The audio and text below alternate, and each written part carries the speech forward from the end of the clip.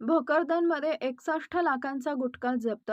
पिकअपचा गुटखा mafia Firoz Khan पसार झाल्याने चर्चेने खळबळ. नमस्कार. जालना जिल्ह्याच्या गुटखा तस्करीचा मुद्दा पुन्हा एकदा ऐरणीवर आलाय. भोकरदन पोलिसांची मोठी कारवाई. तब्बल 61,56,250 रुपयांचा मुद्देमाल जप्त. पण कारवाई दरम्यान गुटख्यानं भरलेला पिकअप आणि फिरोज खान पसार झाल्याची माहिती समोर येत असल्यानं आता पोलिसांच्या कारवाईवरच प्रश्नचिन्ह उपस्थित होत आहेत. नेमकं काय घडलं? भोकरदन पोलिसांनी दिलेल्या माहितीनुसार सिल्लोड भोकरदन मार्गावरील साईप्रसाद हॉटेलजवळ संशयित आयशर वाहन अडवण्यात आलं. वाहनाची झडती घेतली असता त्यामध्ये मोठ्या प्रमाणात प्रतिबंधित सुगंधी पान मसाला आणि तंबाखू आढळून आला. यामध्ये तब्बल 21,93,750 रुपयांचा राजनिवास सुगंधित पान मसाला, 14,62,500 रुपयांचा जाफरानी जर्दा, तंबाखू आणि 25 लाख रुपये किमतीचे आयशर वाहन असा एकूण 61,56,250 रुपयांचा मुद्देमाल पोलिसांनी जप्त केल्याचं सांगण्यात आलं आहे. पण या कारवाईबाबत आता एक वेगळीच चर्चा भोकरदनमध्ये रंगली आहे.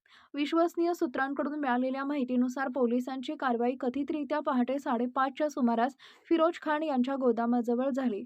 आयशरमधून गुटख्याच्या बॅगा उतरवून दुसऱ्या पिकअपमध्ये भरल्या जात असताना पोलिसांनी छापा टाकल्याचा दावा सूत्रांकडून करण्यात येतोय. आणि याच वेळी पोलिसांसमोरच गुटख्यानं भरलेला पिकअप घेऊन फिरोज खान आणि त्याच्यासोबतचे काही जण तिथून निघून गेल्याची चर्चा आहे. मात्र या दाव्याची अधिकृत पुष्टी अद्याप झालेली नाही. आता आणखी एक गंभीर प्रश्न उपस्थित केला जातोय. जर कारवाई गोदामाजवळ झाली असेल तर अधिकृत कारवाई सिल्लोड भोकरदन रोडवरील साईप्रसाद हॉटेलजवळ दाखवण्यामागचं कारण काय?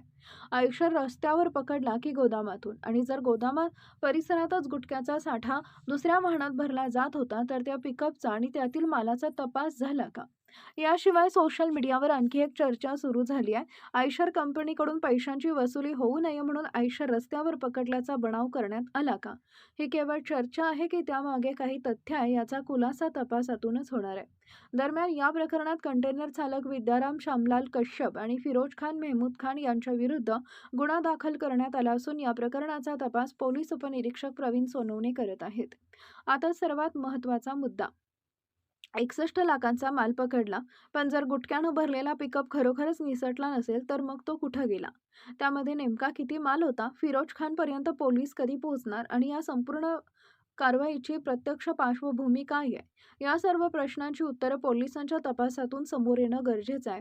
भोकरदन पोलिसांची 61 लाखांची कारवाई निश्चित मोठी आहे.